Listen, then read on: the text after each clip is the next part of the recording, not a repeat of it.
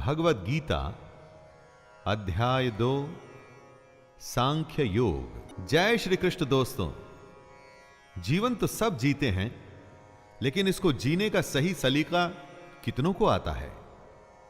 यही ध्येय है हमारी इस गीता का। जरा ध्यान से सुनिएगा। पहले अध्याय में आपने अर्जुन का विषाद, उसका दुख, उसकी दुविधा जानी।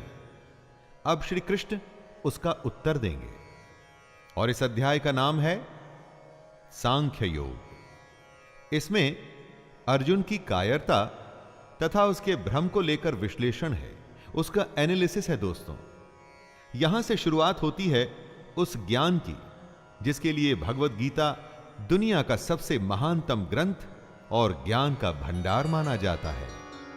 संजय कहते हैं, उस प्रकार करुणा से भरे हुए और आंसुओं से पूर्ण तथा व्याकुल नेत्रों वाले शोक युक्त उस अर्जुन को भगवान देखते हैं। अर्जुन दुख से घिरा हुआ है, आशा खत्म हो चुकी है, हिम्मत टूट चुकी है, और ऐसे में कृष्ण उसे समझाना शुरू करते हैं। जहां युद्ध का वर्णन होना चाहिए था, वहां दुख और विषाद का माहौल है। अर्जुन की आंखों में आंसू, मन में निराशा है। यह एक बहुत बड़ी हैरानी की बात थी। धृतराष्ट्र या संजय कोई भी इसकी आशा नहीं कर रहे थे। अर्जुन का दुख देखकर कृष्ण उत्तर देने के लिए तैयार होते हैं। दोस्तों, यही है गीता। अर्जुन या हम सबकी शंका और ईश्वर या कृष्ण का ज्ञान। श्री भगवान बोलते हैं, हे अर्जुन, तुझे इस समय असमय में यह मोह किस हेतु से प्राप्त हुआ? क्योंकि ना तो यह श्रेष्ठ पुरुषों के द्वारा आचरित है, न स्वर्ग को देने वाला है, और न कीर्ति को करने वाला ही है।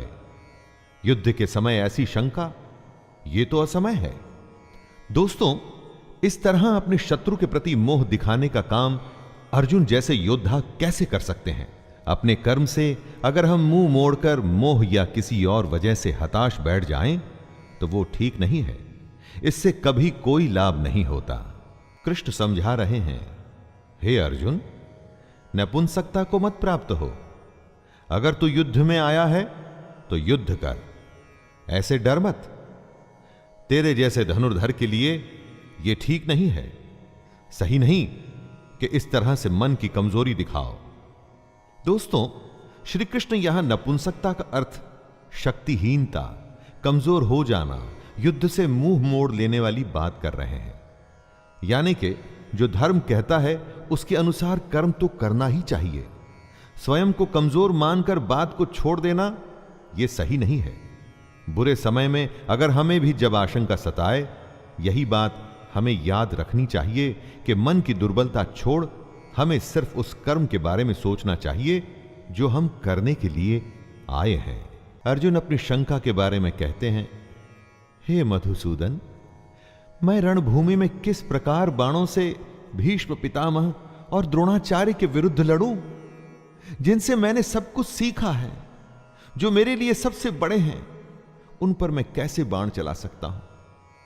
दोस्तों, यहां पर अर्जुन का कहना है, उसका संशय है, असल में सुनने में गलत नहीं लगता। अर्जुन जिनकी पूजा करते हुए बड़े हुए हैं, अपने पितामह या अपने गुरु पर वो बाण कैसे चला सकते हैं? लेकिन युद्ध का तो यही काम है। बाण शत्रु और अपने में भेद नहीं करता। जब वो चलता है तो प्राण लेने के इरादे से, जिसे करने में इस वक्त अर्जुन असफल हो रहे हैं।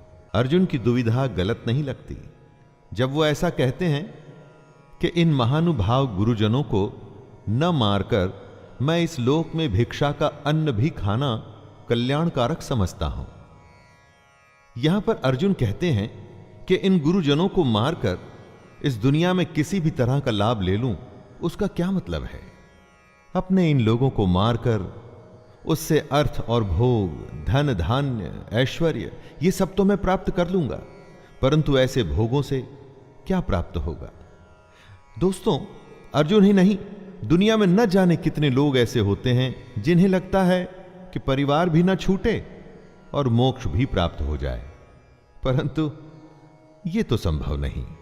अर्जुन कहते हैं, हम ये भी नहीं जानते कि हमारे लिए युद्ध करना और न करना, इन दोनों में से कौन सा श्रेष्ठ है, अथवा ये भी नहीं जानते कि उन्हें हम जीतेंगे या वे हमको जीतेंगे, और जिनको मारकर हम जीना भी नहीं चाहते, वे ही हमारे आत्मीय धृतराष्ट्र के पुत्र हमारे मुकाबले में खड़े हैं। भविष्य में क्या होगा ये तो कोई भी नहीं जानता। विधि ने क्या विधान लिखा है उसके बारे में किसी को नहीं पता, लेकिन वर्तमान में हम जो करना चाहते हैं उसका निर्णय हमारे हाथ में होता है। हमारे कर्म सिर्फ और सिर्फ हमारे ही हाथ में हैं।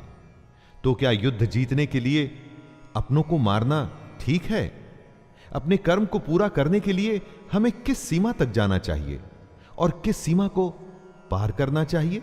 इसलिए कायरता रूप दोष से उपहत हुए स्वभाव वाला तथा धर्म के विषय में मोहित चित्त हुआ मैं आपसे पूछता हूं कि जो साधन निश्चित कल्याणकारक हो वो मेरे लिए कहिए, क्योंकि प्रभु मैं आपका शिष्य हूं। दोस्तों, कमजोर क्षणों में हम डर जाते हैं, जिससे कंफ्यूजन का भाव हमारे अंदर आता है। अर्जुन ये मान रहे हैं कि वो कंफ्यूज्ड हैं, कायरता का दोष वो अपने ऊपर ले रहे हैं, और तभी तो ये कहते हैं कि श्री कृष्ण मैं आपका स्टूडेंट हूं, आपको सरेंडर करता हूं, मुझे बताइए कि क्या सही है। दुविधा के समय गुरु ही एकमात्र सहारा होता है दोस्तों, और गुरु के सामने कुछ भी छुपाना नहीं चाहिए। खुलकर अपने हृदय की बात, अपना भय, अपनी शंका, सब कुछ सामने रख देना चाहिए। अगर ऐसा करेंगे तभी तो आपको मार्गदर्शन मिलेगा। अर्जुन आगे कहते हैं, जीतने पर उन्हें जमीन मिल जाएगी, धन धान्य मिलेगा, नाम होगा, लेकिन इन सब के मिलने के बाद उनका यह दुख कम नहीं होगा जो उन्हें अभी महसूस हो रहा है। यही बात है दोस्तों, जब अपनों का दुख सताता है तो किसी भी तरह का लाभ आराम नहीं देता। और उससे भी बड़ी बात, अगर आप शोक में हैं, दुख में हैं, तो जब तक उस दुख को दूर नहीं करेंगे, उसकी वजह ढूंढ नहीं लेंगे, उसका उपाय नहीं ढूंढ लेंगे, दुनिया का कोई भी सुख आपको आराम नहीं दे पाएगा। संजय धृतराष्ट्र को बोलते हैं, हे राजन, निद्रा को जीतने वाले अर्जुन अंतर्यामी श्री कृष्ण को फिर से कहते हैं, मैं युद्ध नहीं करूंगा। ये स्पष्ट कहकर चुप हो जाते हैं। यानी निद्रा हमारी नेचुरल आवश्यकता है, इस पर दुनिया में कोई भी विजय नहीं पाया है। लेकिन अर्जुन को ऐसा महान माना जाता था कि उसने निद्रा पर भी विजय प्राप्त कर ली थी। और वो ही अर्जुन निद्रा तो नहीं, अपने मोह, अपने डर और दुख से हारता हुआ दिख रहा है। किस समय कौन सी दुर्बलता हम पर हावी हो जाए और कुछ समय के लिए हम उससे हार मान लें, यह कहना बड़ा मुश्किल है। जब अर्जुन के साथ ऐसा हुआ है दोस्तों, तो हमारे साथ भी हो सकता है। लेकिन अर्जुन उस दुर्बलता को जीत के आगे बढ़ा था, और उसी तरह से हमें भी बढ़ना होगा। धृतराष्ट्र की उत्सुकता बढ़ रही है। स्वाभाविक है कि एक पिता होने के नाते धृतराष्ट्र किसको जिताना चाहते थे, यह तो कहने की आवश्यकता नहीं है। वो युद्ध में भाग नहीं ले सकते थे, लेकिन युद्ध की एक एक बात को जानना चाहते हैं। संजय बताते हैं कि हे भरतवंशी धृतराष्ट्र, दोनों सेनाओं के बीच में शोक करते हुए अर्जुन हैं, और उसके सामने अंतर्यामी श्री कृष्ण, जो अर्जुन को हंसते हुए ये वचन बोल रहे हैं। एक तरफ रोता हुआ कमजोर, डरा हुआ बालक जैसे कि अर्जुन, और दूसरी तरफ त्रिकालदर्शी कृष्ण हैं। शायद कृष्ण को इसीलिए छलिया भी कहा जाता था। रोते हुए के सामने इस तरह से कौन हंसता है? और कृष्ण हंसते थे, क्योंकि उन्हें वो पता था जो किसी को पता नहीं था। श्री कृष्ण का गीता ज्ञान अब यहां से आरंभ हो रहा है दोस्तों। भगवान बोले, हे अर्जुन, तू न शोक करने योग्य मनुष्यों के लिए शोक करता है और पंडितों की तरह मुझसे बातें करता है, परंतु जिनके प्राण चले गए हैं उनके लिए, और जिनके प्राण नहीं गए हैं उनके लिए भी पंडित जन शोक नहीं करते। कृष्ण का ज्ञान अंतिम सत्य है। वह अर्जुन से कहते हैं कि तुम पंडितों की तरह बातें भी नहीं कर रहे और ना तुम ज्ञानियों की तरह बातें कर रहे हो। जो पंडित और जो ज्ञानी होते हैं वो किसी के जीवित रहने पर या जीवित न रहने पर भी शोक नहीं करते, अर्थात इस दुनिया में किसी भी बात का शोक नहीं करना चाहिए। हे अर्जुन, न तो ऐसा ही है कि किसी काल में मैं नहीं था, तू नहीं था, अथवा ये राजा लोग नहीं थे, और न ऐसा ही है कि इससे आगे हम सब नहीं रहेंगे। ऐसा कोई समय नहीं था अर्जुन जब अर्जुन नहीं था, कृष्ण नहीं था, बाकी के राजा नहीं थे। हम आते हैं और जाते हैं, फिर से आते हैं, समय का खेल चलता रहता है। अब यह बात अर्जुन या हमारे जैसे दुनियादारी में फंसे लोगों के लिए समझना या समझाना बहुत मुश्किल है दोस्तों, और इसी में से कृष्ण हमें बाहर निकालना चाहते हैं। काल का फेर, जी हां, काल का फेर तो चलता ही रहता है। हर काल में हमारे जैसे, अर्जुन के जैसे और कृष्ण के जैसे लोग होते हैं। आने वाले समय में भी हम तीनों होंगे और ऐसा ही खेल फिर से होगा। कृष्ण जीवन का खेल समझाते हुए कहते हैं, जैसे जीवात्मा की इस देह में बालकपन, जवानी और वृद्धावस्था होती है, वैसे ही अन्य शरीर की प्राप्ति होती है। इस विषय में धीर पुरुष मोहित नहीं होता। हमारी आत्मा तो वही रहती है, लेकिन शरीर बचपन से बुढ़ापे तक बदलता है। वैसे ही नए जन्म में नया शरीर मिलता है। दोस्तों, कृष्ण कहते हैं कि बदलाव प्रकृति का नियम है। जो अभी है वो अगले पल बदल चुका है। आपको चाहे वो दिखे या न दिखे, आप उसे महसूस करें या न करें। जब बदलाव नियम है, ऐसे नियम के लिए फिर दुखी क्यों होना? जो नहीं बदलता उसे कहते हैं आत्मा। आत्मा की इस परिभाषा को ध्यान से समझ लीजिए। शरीर बदलता है दोस्तों, आत्मा कभी नहीं बदलती। हे कुंती पुत्र, सर्दी, गर्मी और सुख दुख को देने वाले इंद्रिय और विषयों के संयोग तो उत्पत्ति, विनाशशील और अनित्य हैं। इसलिए हे भारत, उनको तू सहन कर। जिन्हें हमारी इंद्रियां महसूस करती हैं, वो सर्दी, गर्मी या सुख दुख आते जाते रहते हैं, हमेशा नहीं रहते। हमारे सेंसेस और उनके विषयों से जुड़ करके हमें भूख, नींद, सुख, दुख, सुकून, बेचैनी जैसे फीलिंग्स आती हैं। लेकिन ये सब हमारे शरीर से जुड़ी बातें हैं जो खत्म होने वाली हैं, सारी की सारी खत्म होने वाली हैं। परंतु जो खत्म नहीं होता उसे कहते हैं आत्मा। क्योंकि हे पुरुष श्रेष्ठ, दुख सुख को समान समझने वाले जिस धीर पुरुष को ये इंद्रिय और विषयों के संयोग व्याकुल नहीं करते, वह मोक्ष के योग्य होता है। सुख दुख जो बराबर समझे, दोनों हालत में एक जैसा रहे, वही जीवन में आगे बढ़ता है। जितनी भी आपकी आयु हो, जीवन में जरा पीछे मुड़ के देखिए, न जाने कितनी बार आप सुख दुख से बीते होंगे। कभी बेतहाशा खुशी हुई होगी, किसी के जाने या बेहद बड़े नुकसान पे शायद आप फूट फूट के रोए भी होंगे, और आगे आने वाले जीवन में भी ऐसा होता ही रहेगा। ज्ञानी इस बात को जानते हैं कि ऐसे सुख दुख तो आते जाते रहते हैं, एक ही भाव कभी रुक के नहीं रहता। कृष्ण कहते हैं कि असत वस्तु की तो सत्ता नहीं है और सत का अभाव नहीं है। इस प्रकार इन दोनों का ही तत्वज्ञानी पुरुषों द्वारा देखा गया है। दोस्तों, जो झूठ है उसका कोई मूल्य नहीं, मूल्य सिर्फ सच का ही है। समझदार लोग इस बात को समझते हैं, जिसका आना जाना लगा रहे उसके लिए कोई क्या शोक करे। सुख गया तो दुख दरवाजे पर आने के लिए बिल्कुल तैयार खड़ा है। एक के लिए दुख करेंगे तो आने वाली अच्छी खबर के लिए जल्द ही खुश ही होना पड़ेगा। लेकिन अगर आप ज्ञान को समझें तो पाएंगे कि ये दोनों भाव झूठे हैं, इनका कोई मूल्य नहीं।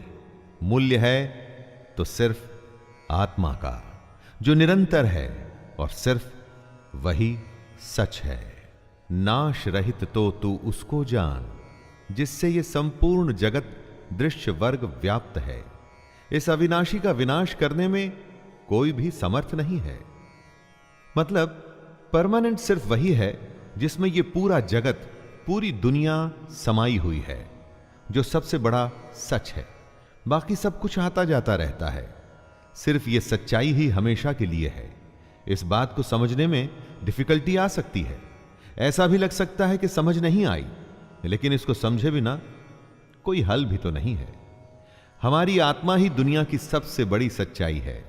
यही आत्मा हमारे भीतर है, और जब यह आत्मा बाहर है तो पूरी दुनिया जो हमें दिखती है ना, वो भी इसी में समाई हुई है।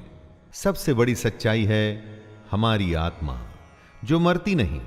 बाकी सब कुछ हमारा शरीर या हमारे भाव हैं जो मर जाते हैं।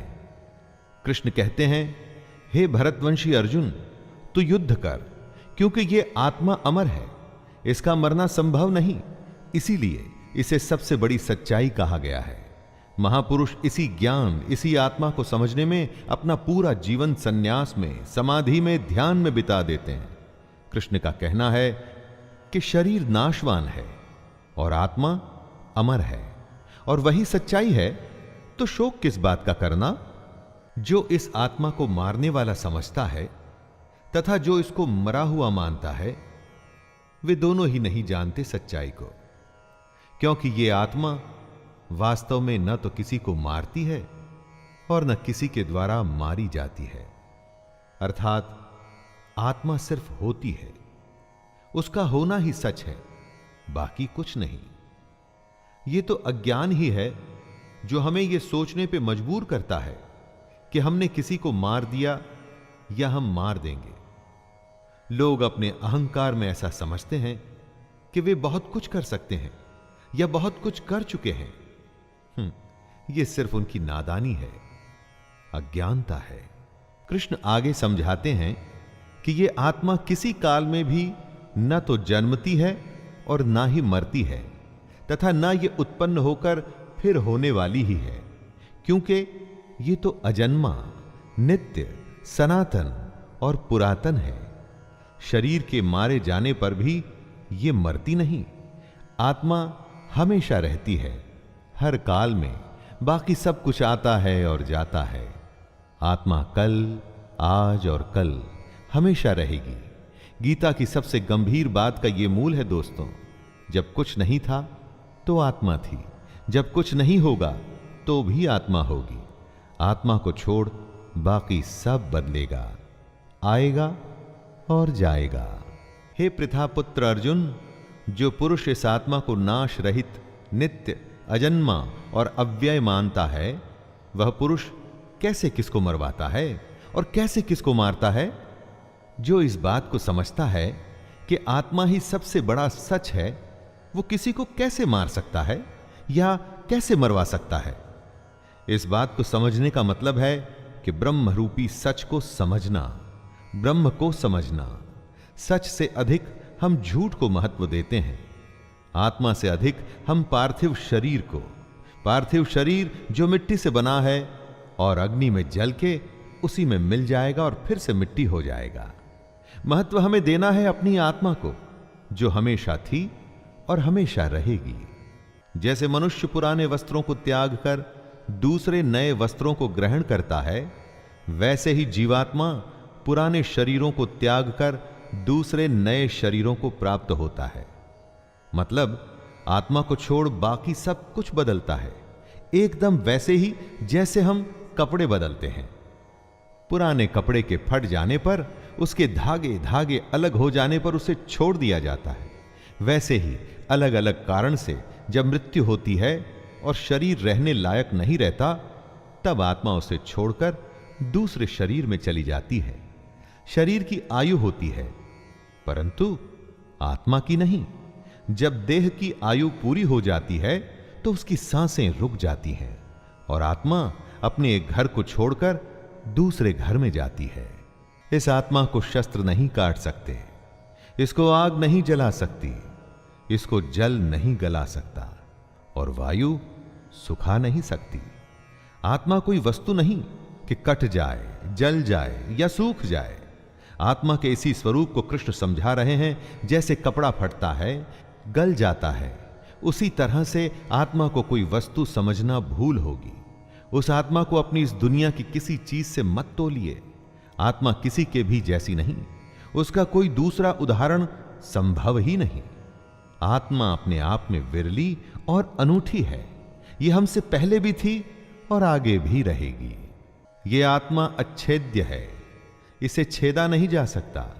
ये आत्मा अदाह्य है, इसे जलाया नहीं जा सकता। अक्लेद्य है, मतलब गीला भी नहीं किया जा सकता। और निसंदेह अशोष्य है, मतलब इसे सुखाया भी नहीं जा सकता। ये आत्मा नित्य, सर्वव्यापी, अचल, स्थिर रहने वाली और सनातन है। सनातन का अर्थ क्या होता है दोस्तों? जो हमेशा से है और हमेशा रहेगा, वही आत्मा भी है। श्री कृष्ण ये बताना चाहते हैं कि हम जो नाशवान हैं, मतलब हमारा जो ये शरीर है, इस पर ज्यादा ध्यान न दें। हम समझें आत्मा को, जिसका नाश नहीं हो सकता, तभी हमें मुक्ति मिलनी संभव हो सकती है। वरना मोह और दुविधा में हम हमेशा फंसे रह जाएंगे। जैसे कि अभी अर्जुन फंसा हुआ है और अपना कर्म करने को तैयार ही नहीं। आत्मा का स्वरूप अव्यक्त है, मतलब इसे व्यक्त नहीं कर सकते, समझा नहीं सकते। इसको अचिंत्य कहते हैं, इसको आप सोच भी नहीं सकते। यह आत्मा विकार रहित है, आत्मा में कोई कमी नहीं होती दोस्तों। कृष्ण आगे कहते हैं कि हे अर्जुन, इस आत्मा को उपर्युक्त प्रकार से जानकर तू शोक करने के योग्य नहीं है, अर्थात तुझे शोक करना उचित नहीं है। आत्मा अव्यक्त इसलिए है क्योंकि इस आत्मा को हम अपनी इंद्रियों से नहीं समझ सकते।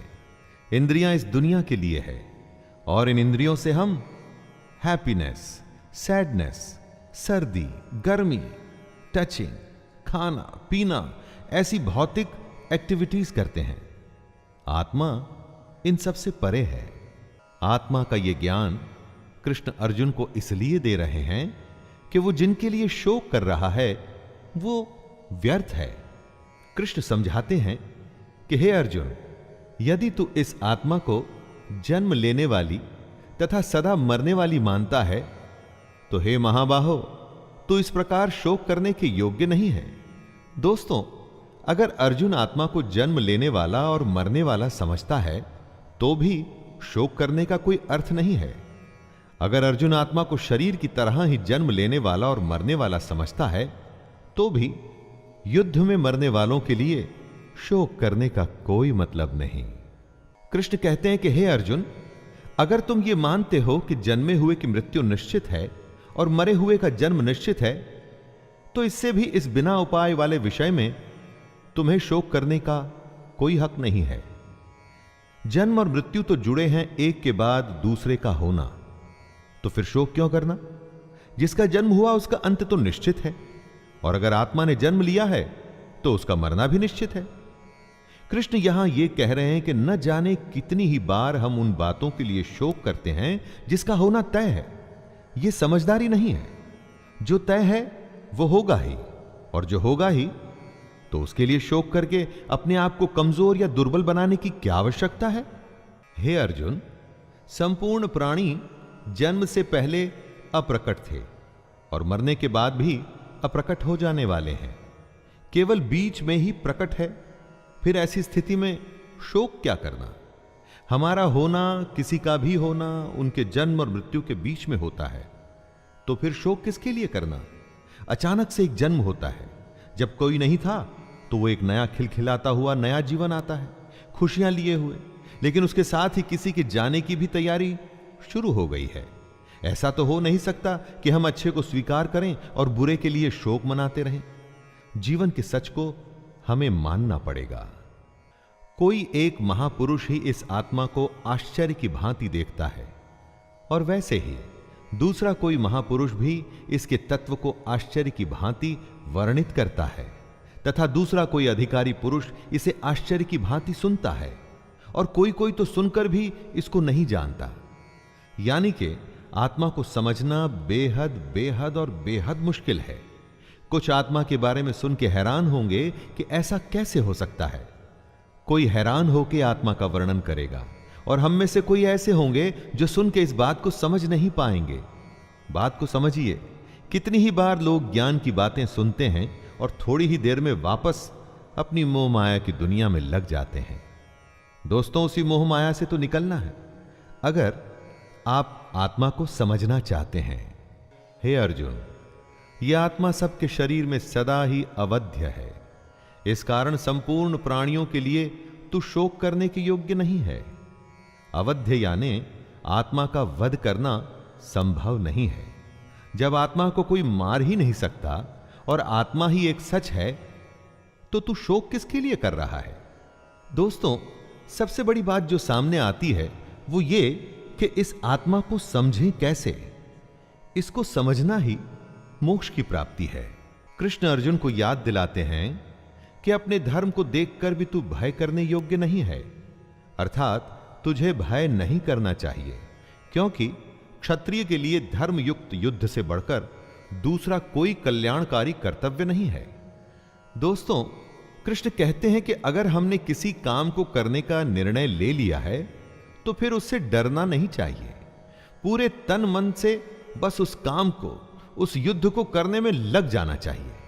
ज्ञान यह है कि निर्णय के बाद डरने का कोई मतलब नहीं, सिर्फ करने का मतलब है, कर्म करने का। हे पार्थ, अपने आप प्राप्त हुए और खुले हुए स्वर्ग के द्वार रूप इस प्रकार के युद्ध को भाग्यवान क्षत्रिय लोग ही पाते हैं। युद्ध को, चैलेंज को खुले मन से स्वीकार करने में ही सबसे बड़ी खुशी है। दोस्तों, कृष्ण युद्ध को स्वर्ग का खुला हुआ द्वार बता रहे हैं। हमारे लिए भी ये बात इस तरह से सही है कि हमको भी अपने जीवन में अगर कोई चुनौती मिलती है तो उसे मोक्ष मानकर उस चैलेंज को पूरा कर जाने में लग जाना चाहिए। क्षत्रिय वो है जो युद्ध में अपना धर्म निभाए। अगर आपकी कामना, आपका प्रयास आपके लिए युद्ध है तो एक क्षत्रिय की तरह आपको भी अपने धर्म को पूरा करना चाहिए। किंतु यदि तू इस धर्मयुक्त युद्ध को नहीं करेगा तो स्वधर्म और कीर्ति को खोकर पाप को प्राप्त होगा।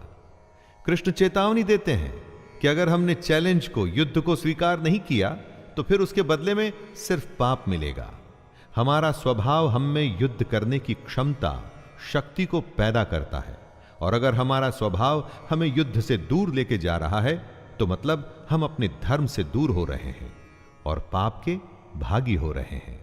कृष्ण कहते हैं, हे अर्जुन, सब लोग तेरी बहुत काल तक रहने वाली अपकीर्ति का भी कथन करेंगे, और माननीय पुरुष के लिए अपकीर्ति मरण से भी बढ़कर है। मतलब युद्ध करने से अगर मना कर दिया तो उससे बड़ा अपमान, उससे बड़ी बेइज्जती कुछ नहीं हो सकती। कुछ लोगों की भीड़ में अगर आप जाते हैं तो सब आपको सम्मान से देख आपकी प्रशंसा करते हैं, और दूसरी स्थिति में आप कहीं जाते हैं तो लोग अपमान से देखते हैं, अपनी नजरें फेर लेते हैं। आपको क्या स्वीकार है, यश या अपकीर्ति, अपमान या सम्मान? युद्ध को छोड़ देने का मतलब ही अपमान है। अर्जुन, जिनकी दृष्टि में तू पहले बहुत सम्मानित होकर अब लघुता को प्राप्त होगा, वे महारथी तुझे भय के कारण युद्ध से हटा हुआ मानेंगे। दोस्तों, अर्जुन को सब महान योद्धा समझते थे। अगर अर्जुन युद्ध से हट जाता तो वो उसे कायर मानते। चाहे अर्जुन हो या हम, युद्ध न करने में बहुत अपमान होता है। अच्छा या बुरा, छोटा या महान, सब तुलना का खेल है। दोस्तों, इस खेल में हार जीत तो होती ही है, इसके अलावा युद्ध में कौशल दिखाना भी एक बहुत बड़ी बात होती है। और अगर कोई युद्ध से ही मुंह फेर ले तो समाज में उसे कहीं जगह नहीं मिलती। आपके बैरी, आपके शत्रु तो इसी ताक में रहते हैं कि कब आपकी निंदा कर सकें। युद्ध से भाग के उन्हें ऐसा मौका क्यों देना? हे अर्जुन, तेरे बैरी लोग तेरे सामर्थ्य की निंदा करते हुए तुझे बहुत से न कहने जैसे वचन भी कहेंगे। उससे अधिक दुख और क्या होगा? अपने चारों तरफ देखिए दोस्तों, ऐसे लोगों की कमी नहीं होगी जो इस मौके की तलाश में हैं कि कैसे आपको नीचा दिखाया जाए। अगर ये मौका आप खुद ही उन्हें परोसकर दे देंगे तो सोचिए उन्हें कितनी खुशी होगी। फिर हमें उन्हें यह मौका देने की क्या आवश्यकता है? या तो तू युद्ध में मारा जाकर स्वर्ग को प्राप्त होगा अथवा संग्राम में जीतकर पृथ्वी का राज्य भोगेगा। इस कारण हे अर्जुन, तू युद्ध के लिए निश्चय करके खड़ा हो जा। आज की दुनिया में इसी बात को सोच के देखिए दोस्तों, पूरे जी जान से खेलने पर आप हार जीत की चिंता नहीं करते, क्योंकि आप अपना सब कुछ झोंक चुके होते हैं। जीतने पर नाम होता है और हारने पर भी आप अपने और दूसरों के मन में सम्मान पाते हैं, क्योंकि आपने धर्म के अनुसार युद्ध किया। इसलिए अपनी चुनौतियों से, चैलेंजेस से कभी भी मुंह नहीं मोड़ना चाहिए। जय पराजय, लाभ हानि और सुख दुख को समान समझकर उसके बाद युद्ध के लिए तैयार हो जा। इस प्रकार युद्ध करने से हे अर्जुन, तू पाप को नहीं प्राप्त होगा। दोस्तों, अपनी चुनौती में अगर आप अपना सर्वस्व लगा देते हैं तो जीतने पर तो सब कुछ मिलेगा ही, लेकिन अगर हार भी जाते हैं तो अफसोस नहीं होगा, निराशा नहीं होगी, क्योंकि आपके पास जो भी था वो आपने युद्ध में, अपनी चैलेंजेस में लगा दिया। अब इस स्थिति को बड़े ध्यान से देखिए। युद्ध में अपना सब कुछ लगाने पर हार जीत में अंतर कम हो जाता है, और यही तो कृष्ण भी कह रहे हैं कि सुख और दुख को एक जैसा समझें और बस युद्ध में लग जाएं। अच्छा बुरा सबको एक जैसा समझकर बस अपने काम, अपनी चुनौती में लग जाइए। हे पार्थ, यह बुद्धि तेरे लिए ज्ञान योग के विषय में कही गई है, और अब तू इसको कर्म योग के विषय में सुन। दोस्तों, अब कृष्ण कर्म योग के बारे में बता रहे हैं, जिससे कर्मों के बंधन को तोड़ा जा सके, नष्ट किया जा सके। ज्ञान सोचने और समझने की बात है, और कर्म व्यवहारिक यानी प्रैक्टिकल, सच्चाई, दोनों तरीके हैं अपने गंतव्य, मंजिल या डेस्टिनेशन पर पहुंचने के। इस कर्म योग में आरंभ का अर्थात बीज का नाश नहीं है, और उल्टा फल रूपी दोष भी नहीं है, बल्कि इस कर्म योग रूपी धर्म का थोड़ा सा भी साधन जन्म मृत्यु रूपी महान भय से रक्षा करवा देता है। सबके लिए ज्ञान का, साधना का, साधुओं का मार्ग संभव नहीं है। हमारे जैसे अधिकतर लोगों को कर्म योग अपनाना चाहिए। अगर कर्म योग को समझ के उस पर हम सब चल सकें तो कभी निराशा नहीं होगी। अगर इस कर्म योग को हम थोड़ा सा भी समझ लें तो जन्म और मृत्यु के डर से हमेशा के लिए बच सकते हैं। हे अर्जुन, इस कर्म योग में निश्चयात्मिका बुद्धि एक ही होती है, किंतु अस्थिर विचार वाले विवेकहीन सकाम मनुष्यों की बुद्धियां निश्चय ही बहुत भेदों वाली और अनंत होती है। जब फैसला लेना हो तो बुद्धि एक ही होती है, लेकिन जहां सोच की, फैसले की, निर्णय की कमी हो वहां कई बुद्धियां काम करती हैं। यहां अनिर्णय की स्थिति के बारे में कहा गया है। दोस्तों, जब आप फैसला नहीं ले पाते हैं, कोई डिसीजन नहीं ले पाते हैं, तो न जाने कितनी ही दिशाओं में आपका ध्यान, आपकी बुद्धि जाती है। लेकिन अगर आप निर्णय करने की सोच लें तो उसके बाद सिर्फ उस काम को करने का ही प्रण होता है, और अगर ऐसा नहीं है तो ऐसा होना चाहिए। हे अर्जुन, जो भोगों में तन्मय हो रहे हैं, जो कर्म फल के प्रशंसक वेद वाक्यों में ही प्रीति रखते हैं, जिनकी बुद्धि में स्वर्ग ही परम प्राप्य वस्तु है और जो स्वर्ग से बढ़कर दूसरी कोई वस्तु ही नहीं देखते, यानी ऐसे लोग जो कर्म के बदले में होने वाले सिर्फ फल, लाभ की ही बात करते हैं। जब भी कोई काम उससे होने वाले फायदे से शुरू होता है तो वो काम नहीं, स्वार्थ हो जाता है, उसे कर्म नहीं कह सकते। जो लोग ऐसा करते हैं उन्हें कृष्ण कर्म फल का प्रशंसक बता रहे हैं। आप अकर्मी होने से बचिए। ऐसे लोगों को कृष्ण ढोंगी बताते हैं। वो कहते हैं, हे अर्जुन, ऐसा कहने वाले हैं वे अविवेकी जन इस प्रकार की जिस पुष्पित अर्थात दिखाऊ शोभायुक्त वाणी को कहा करते हैं, ऐसे लोग ढोंगी होते हैं। यानी वो लोग जो कर्म की बात सिर्फ इसलिए करते हैं ताकि उन्हें बदले में भोग और ऐश्वर्य जैसे फल या लाभ मिल सकें, काम से ज्यादा उसके होने वाले फायदे की बात करना ढोंग है। कई लोग आपको मिलेंगे जो जमीन पर इतना काम नहीं करेंगे जितना वो हवाई किले बनाएंगे। दोस्तों, ऐसे ढोंगी लोगों से बचना चाहिए।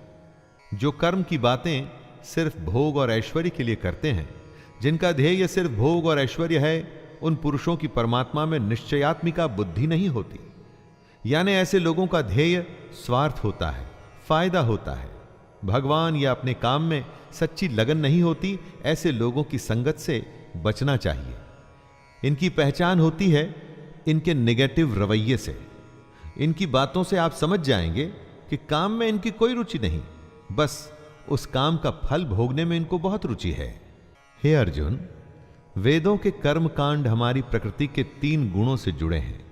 इसलिए तू उन भोगों एवं उनके साधनों में आसक्तिहीन, हर्ष शोकादि द्वंद्वों से रहित, नित्य वस्तु परमात्मा में स्थित योग और क्षेम को न चाहने वाला और स्वाधीन अंतःकरण वाला हो। यहां पर कृष्ण अत्यंत कठिन लेकिन सबसे बड़ी बात कह रहे हैं। वो कहते हैं कि वेद भी सिर्फ 3 गुणों में ही सीमित हो जाते हैं, उससे आगे वो भी नहीं जानते। उससे आगे है कर्मयोग। उनका कहना है कि कर्म करो लेकिन उसमें आसक्ति नहीं, उससे जुड़े सुख दुख से लगाव न रखो। बेहद बड़े जलाशय के प्राप्त हो जाने पर छोटे जलाशय में मनुष्य का जितना प्रयोजन रहता है, उसी तरह से अगर जिसने ब्रह्म तत्व को समझ लिया तब उसके लिए वेदों की कोई आवश्यकता नहीं। पोथी पढ़ पढ़ जग मुआ, पंडित भया न कोय। पोथी या वेद से ही आपको सफलता मिले ऐसा सोचना गलत है। कर्म योग तो उस बड़े तालाब की तरह है कि अगर यह मिल गया तो छोटे तालाब की आवश्यकता आपको क्यों रहेगी। कर्म का खेल इतना बड़ा है कि उसके आगे सारे ज्ञान छोटे पड़ जाते हैं। लेकिन कर्म को समझना पड़ेगा कि आखिर ये होता क्या है। तेरा कर्म करने में ही अधिकार है, उसके फलों में कभी नहीं। इसलिए तू कर्मों के फल के लिए काम मत कर, और ऐसा भी ना हो कि तू कर्म ही ना करे। कर्म करना है लेकिन फल के लिए नहीं। गीता के सबसे लोकप्रिय श्लोक में इस श्लोक की गिनती होती है। कर्म करना है लेकिन फल के लिए नहीं, उसे अपना धर्म और अपना कर्तव्य समझकर। कृष्ण योग को और समझा रहे हैं। हे धनंजय, तू आसक्ति को त्याग कर सिद्धि और असिद्धि में समान बुद्धि वाला होकर योग में स्थित हुए कर्तव्य कर्मों को कर। कर्म के फल की इच्छा न कर, और ऐसा नहीं करना कि कर्म करने में इच्छा न हो। यही निष्काम कर्म की कुंजी, उसकी चाबी, उसका सार है। कर्म के बाद क्या फल मिलेगा उसकी परवाह किए बिना बस पूरी लगन से अपने धर्म और कर्तव्य को पूरा कर। कर्म के फल की इच्छा को छोड़ के जो निष्काम कर्म योगी होता है वो पाप पुण्य से दूर हो जाता है। जो फल के लिए काम करते हैं उन्हें हमेशा असफल होने का डर रहता है, और इसीलिए कभी भी वो कर्म को अच्छे से नहीं कर पाते, और फिर अगर उनको फल मिल भी जाता है तो इसी फल में उलझ जाते हैं। इसलिए हमें बुद्धि योग की शरण में आना चाहिए, लगन सिर्फ काम में और भगवान में। तब बुद्धि निश्चय से काम कर पाती है।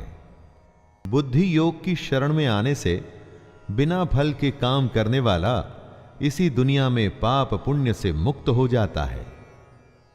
हे अर्जुन, तू समत्व रूप योग में लग जा।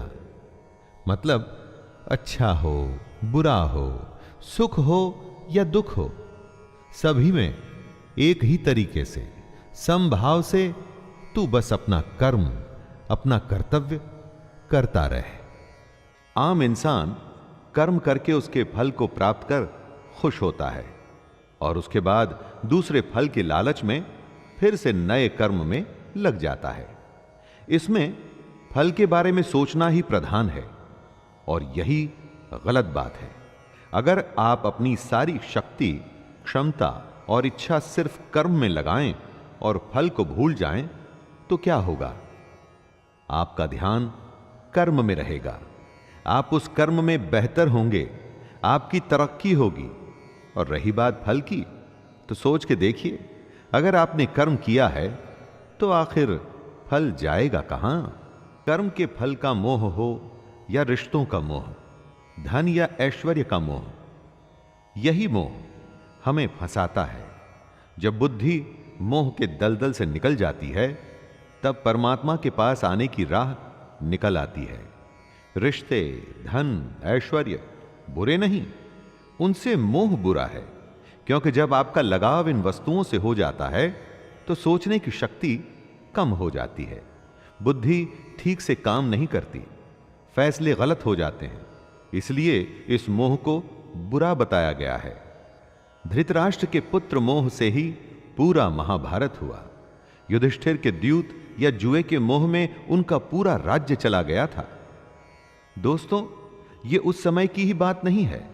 आप चाहें तो आज के समय के भी कई सारे उदाहरण जो आप अपने आसपास में देख सकते हैं। जितने लोग होते हैं उतने किस्म की बातें होती हैं, और जितनी बातें होती हैं उतने तरीके से बुद्धि सोचती है। जब दिमाग, बुद्धि स्थिर होकर एक जगह या परमात्मा में लग जाती है तो उसे ही योग कहते हैं। बुद्धि का स्थिर हो जाना ही एकाग्रता यानी कंसंट्रेशन कहलाता है। दोस्तों, स्थिर होकर एकाग्रता से कुछ करने को समाधि की स्थिति भी कहते हैं। और अगर आपने कंसंट्रेशन से काम किया हुआ हो तो मैं दावे के साथ कहता हूं कि वो काम कभी भी व्यर्थ नहीं होगा। अर्जुन पूछते हैं, हे केशव, समाधि में स्थित परमात्मा को प्राप्त हुए स्थिर बुद्धि पुरुष का क्या लक्षण है? वह स्थिर बुद्धि पुरुष कैसे बोलता है, कैसे बैठता है और कैसे चलता है? दोस्तों, आप जरूर जानना चाहेंगे कि जो लोग अपनी अपनी फील्ड में सबसे ऊपर पहुंचते हैं उनकी सफलता का रहस्य क्या है। अर्जुन भी जानना चाहता है कि जो स्थिर होकर अपनी बुद्धि को एक जगह लगा देते हैं उनकी पहचान क्या है। श्री भगवान उत्तर देते हैं, हे अर्जुन, जिस काल में ये पुरुष मन में स्थित संपूर्ण कामनाओं को भली भांति त्याग देता है और आत्मा से आत्मा में ही संतुष्ट रहता है, उस काल में वह स्थित प्रज्ञ कहा जाता है। भगवान कृष्ण ने बताया था कि आत्मा ही सबसे बड़ी सच्चाई है। मोह, इच्छा या कामना छोड़ना ही आत्मा के पास आना है। जिसको संतुष्टि, शांति के लिए किसी दूसरे पर निर्भर नहीं रहना पड़ता, वो ही अपनी कामना को त्याग सकता है। दोस्तों, सोचिए, क्या आपको अपनी खुशी, अपनी शांति के लिए किसी और की आवश्यकता पड़ सकती है? बुरा होने पर जिसके मन में दुख पैदा न हो, अच्छा होने पर जो मन भी शांत रहे, खुशी से पागल न हो, गुस्सा, डर या प्रेम जो सब कुछ एक ही भाव से एक ही जैसे देखता हो, उसकी बुद्धि स्थिर रहती है और वही मुनि या योगी कहलाता है। अच्छी खबर पे खुश हो जाना, बुरे पे उदास, ये तो स्वाभाविक ही है। अगर किसी जानवर को भी आप कुछ खाने को देंगे तो वो खुश होगा, छीन लेंगे तो उसे बुरा लगेगा। लेकिन इस सब से जो ऊपर उठ जाता है, अलग अलग अवस्थाओं में भी वो अपनी स्वयं की हालत नहीं बदलता, मतलब उसकी बुद्धि स्थिर है, यानी वो मुनि है, वो योगी कहलाने के लायक है।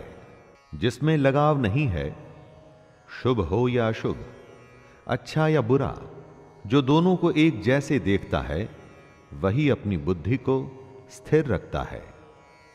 इस श्लोक में कृष्ण समझा रहे हैं कि किस तरह से अलग अलग हालत में खुद को, अपनी बुद्धि को स्थिर रखा जाए, कैसे संयम और धैर्य से हम अपने जीवन में अनुशासन ला सकते हैं।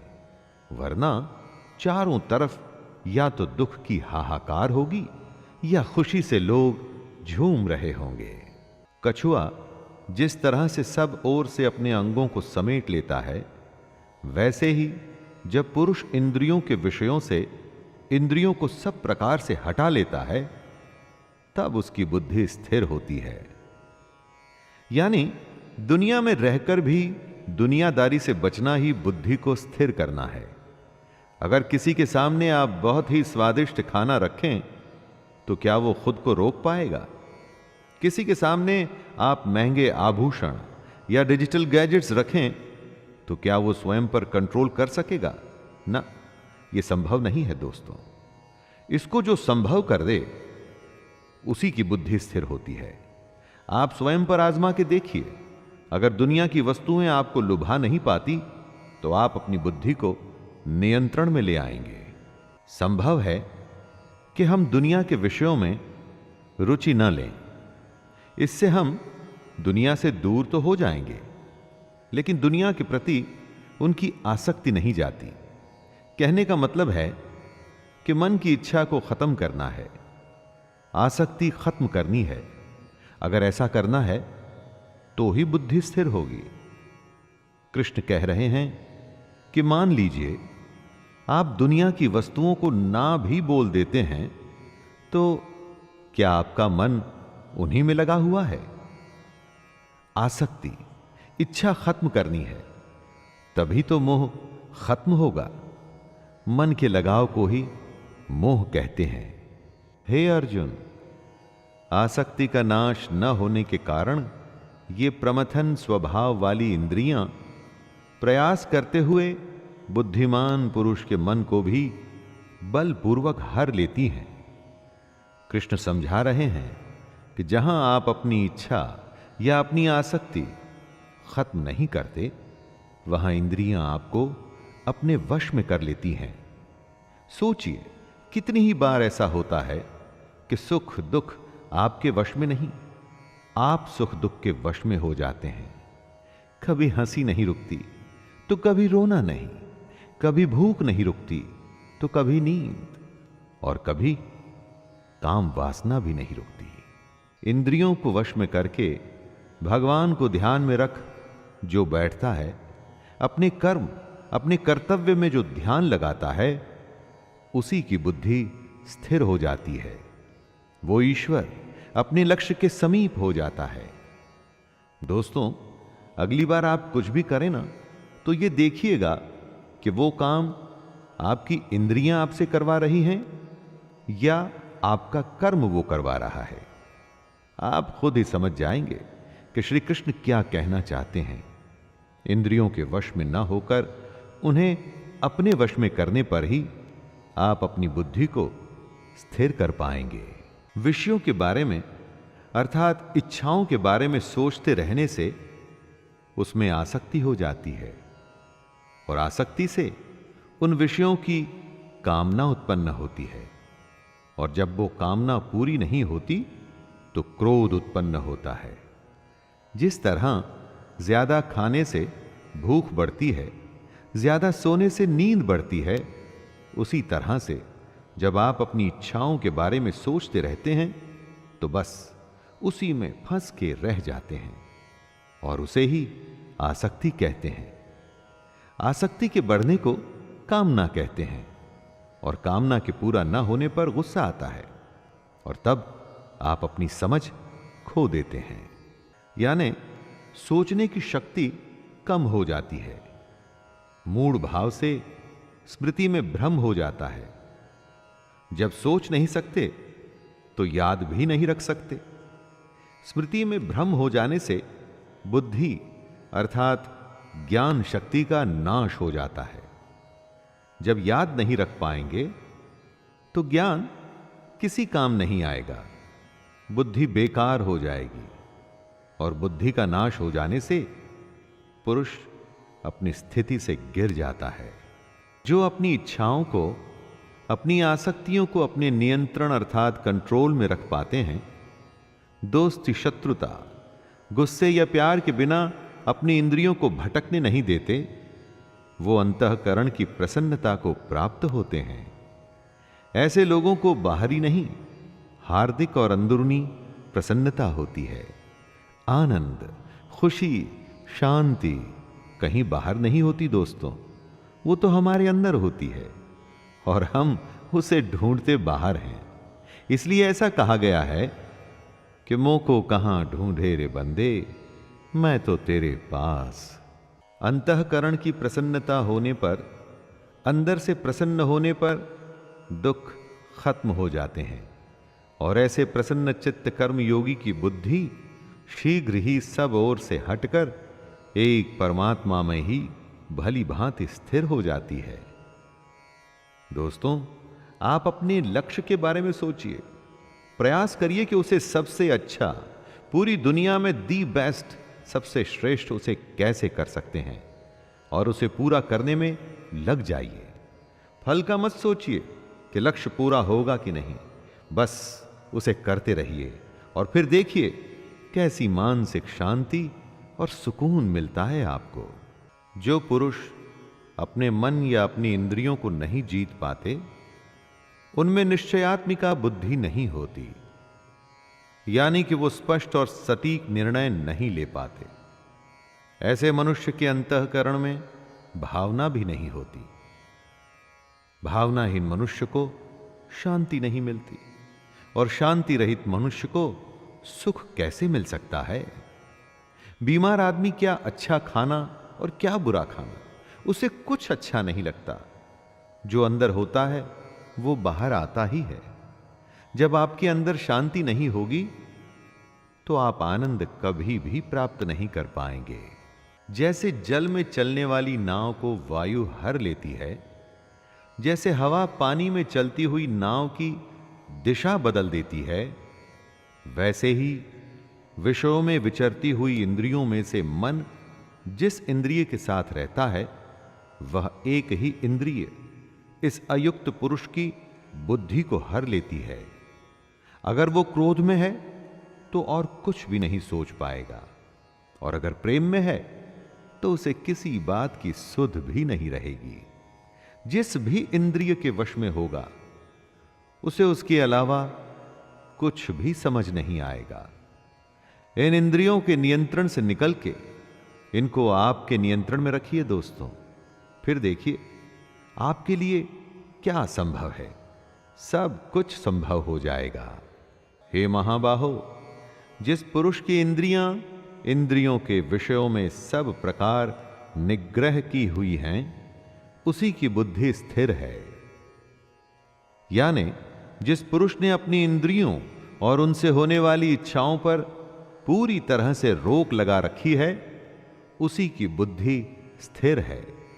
और बुद्धि हमारा ध्यान ऐसी ऐसी जगह पर ले जाती है जहां पर हम उलझ के अपना असली मकसद भूल जाते हैं। बुद्धि सहारा लेती है हमारी इंद्रियों का। इसलिए अगर बुद्धि पर विजय प्राप्त करनी है दोस्तों, तो इंद्रियों को वश में करना ही होगा। संपूर्ण प्राणियों के लिए जो रात्रि के समान है, उस नित्य ज्ञान स्वरूप परमानंद की प्राप्ति में स्थित प्रज्ञ योगी जागता है। और जिस नाशवान सांसारिक सुख की प्राप्ति में सब प्राणी जागते हैं, परमात्मा के तत्व को जानने वाले मुनि के लिए वह रात्रि के समान है। दोस्तों, कृष्ण की यह बात गहरी है और समझनी पड़ेगी। जो सबके लिए रात है, उस रात में योगी परमात्मा के लिए, ज्ञान के लिए जागता है और साधना करता है। और जो सबके लिए सांसारिक सुख है, जिसके लिए संसार में हर कोई जागता है, वो सुख योगी के लिए रात के समान है। जब सब सोते हैं तो मेहनती बच्चा रात में जाग के पढ़ता है और परीक्षा में वो ही अव्वल आता है। जैसे नाना प्रकार की नदियों के जल सब ओर से परिपूर्ण अचल प्रतिष्ठा वाले समुद्र में उसको विचलित न करते हुए ही समा जाते हैं, वैसे ही सब भोग जिस स्थित प्रज्ञ पुरुष में किसी प्रकार का विकार उत्पन्न किए बिना समा जाते हैं, वही पुरुष परम शांति को प्राप्त होता है। भोगों को चाहने वाला नहीं।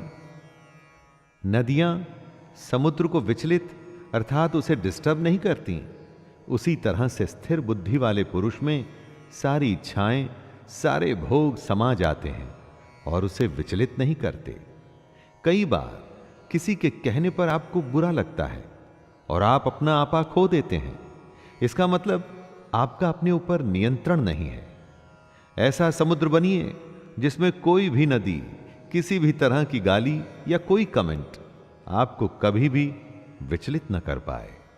जो पुरुष संपूर्ण कामनाओं को त्याग कर ममता रहित, अहंकार रहित और स्पृहा रहित हुआ विचरता है, वही शांति को प्राप्त होता है।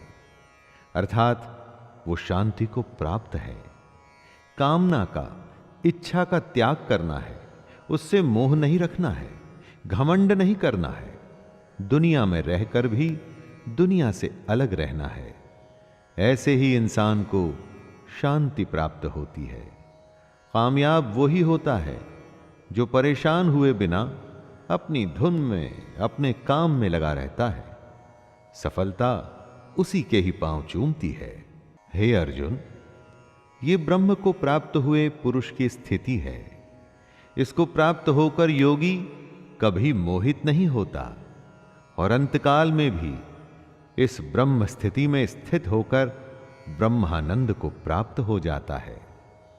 दोस्तों, कृष्ण अर्जुन को बता रहे हैं कि जो पुरुष ऐसा करने में सफल होता है उसे ब्रह्म की प्राप्ति होती है। ब्रह्म का अर्थ है सबसे बड़ा सत्य, इससे आगे कुछ भी नहीं होता। कृष्ण कहते हैं कि ये जो सारे लक्षण हैं उन लोगों के हैं जो अपनी बुद्धि को स्थिर रखकर अपने लक्ष्य को प्राप्त करते हैं।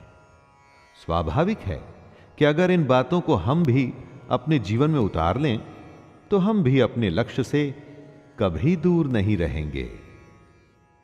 दोस्तों, ये था गीता का दूसरा अध्याय, सांख्य योग। इस अध्याय में श्री कृष्ण ने कर्म को समझाया, उसके प्रति हमारे उत्साह को बढ़ाया और यह समझाया कि सिर्फ और सिर्फ कर्म में ही अपना ध्यान रखना और किसी भी बात में नहीं।